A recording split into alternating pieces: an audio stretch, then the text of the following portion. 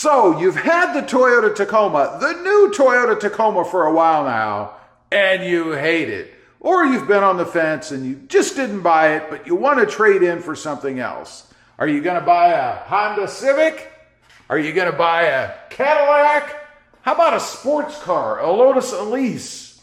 No, none of those. Definitely not. You got to have a truck, right? So what are the other options out there? Well, first of all, you got to look at the size of the engine that you want, right? I mean, you could buy a Nissan Frontier. It's got a 6-cylinder engine, right?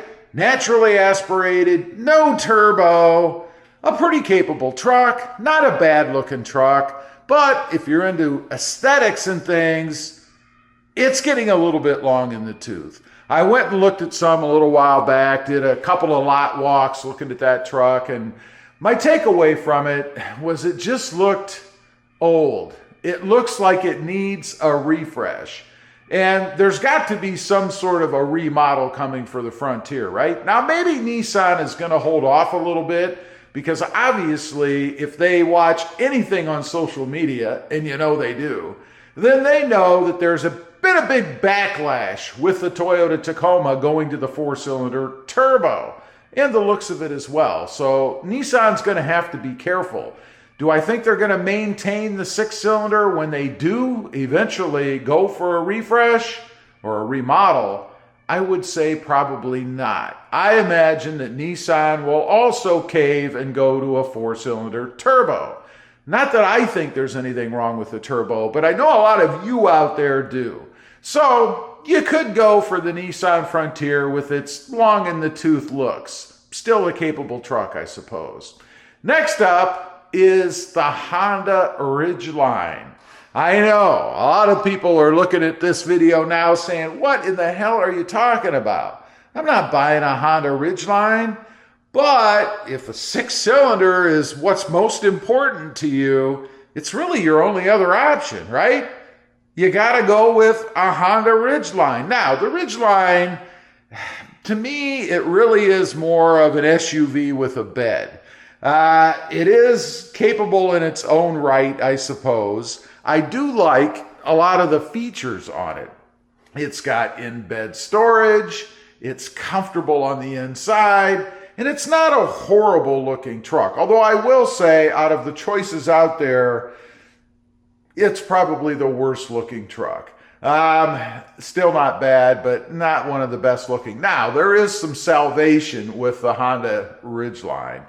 You can do some modding to it, particularly if you buy, say, the blacked out edition, or the black edition, I think they call it. You can lift it. I don't see any reason why you can't lift a Honda Ridgeline. Put some bigger wheels and tires on it. That would drastically improve the appearance of the Ridgeline, in my opinion. Probably not something I would be interested in if for some reason I decided I just can't stand the new Tacoma. I don't know what that would be. I love the truck. I think it's awesome. But if you're a V6 naturally aspirated fan, that's really your only other choice if you're not going to go Nissan Frontier. Now, let's say that you're going to compromise a little bit, that you really don't mind the 4-cylinder turbo, right? You don't hate it as much as a lot of the other people out there say that they do. Well, now you've got a couple of other choices. You could go with the Chevy Colorado, which I think is a pretty darn good-looking truck. I would say that if there was no Toyota Tacoma, I would most likely go for the Colorado. From a price standpoint, you're going to save a little bit of money and you still get a really good looking truck. I've done a couple of lot walks recently going to the Chevy dealer and nosing around, and my choice in trim, if I was going for the Colorado, would be the ZR2. Is it the ZR2? I think that's what it's called. It's the closest you can get, I think, to a TRD Pro in a Chevy product. Nice, sleek looking truck, good lines, good colors, nice interior. You can obviously mod it. I believe that truck comes with a 3-inch lift anyway. So you're already getting what a lot of people would do that are into mods and things from a stock standpoint. Love that truck. Not something I would buy at the moment, but it's definitely something that I would keep my eyes on down the road. Of course, you've also got the GMC Canyon. It's like a step up. It's like a more luxury, posh version of the Colorado, I would say. For me, it's a little bit stuffy. Nice looking truck, but too stuffy, too luxurious for me. It's got a lot of chrome appointments and things on the inside. Looks like a little bit more upscale interior. Not a big fan of the grille myself. The front part of the truck, it's got this big GMC on the front of it. Why dealerships do, or manufacturers do that, I don't know. I mean, we know it's a GMC, right? I don't need to have it blasting in my face and taking up half of the grille. It's probably my biggest disappointment with the Canyon. Still a good looking truck, but not really something I would be interested in. Lastly, at the moment anyway, you've got the Ford Ranger and the Ford Ranger Raptor. Completely different truck and a hell of a lot more money. But concentrating on the Ford Ranger, to me, Fords have always been more industrial, more, I don't even know how to describe it. They just feel boring inside. I drove one, it's been a few years, admittedly now, a while back, and the only thing I really liked about the Ford Ranger, honestly, was the sound the doors made when they shut.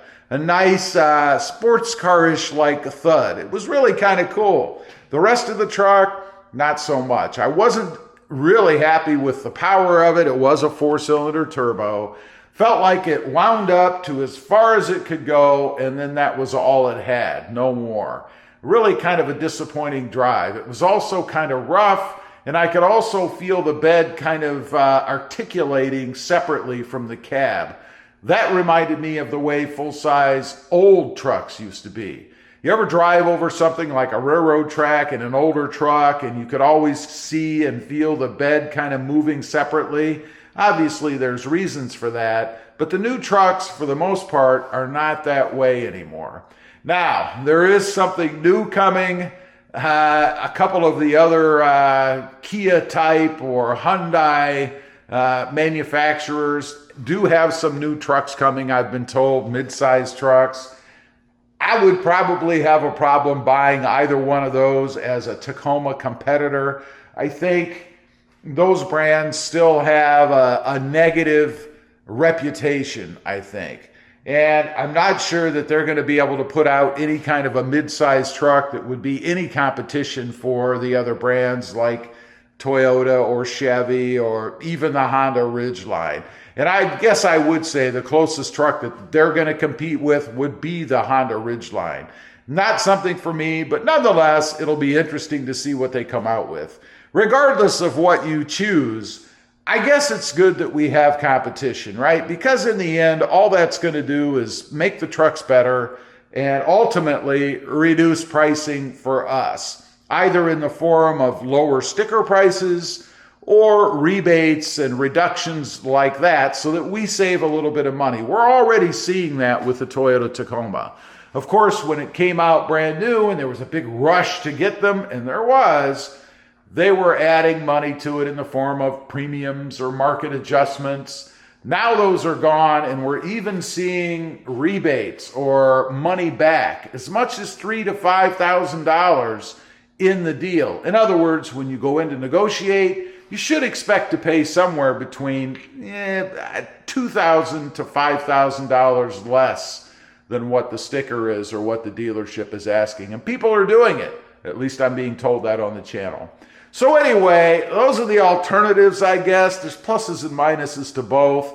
If you've decided that you just can't stand the new Tacoma, whether you've actually bought one or you've been on the fence, leave a comment down below. Let me know. What would your choice be? If you're not going with the new Tacoma, you going to go with the long-in-the-tooth Frontier, or are you going to bite the bullet and go with a 4-cylinder turbo in another version, or maybe even a Honda Ridgeline?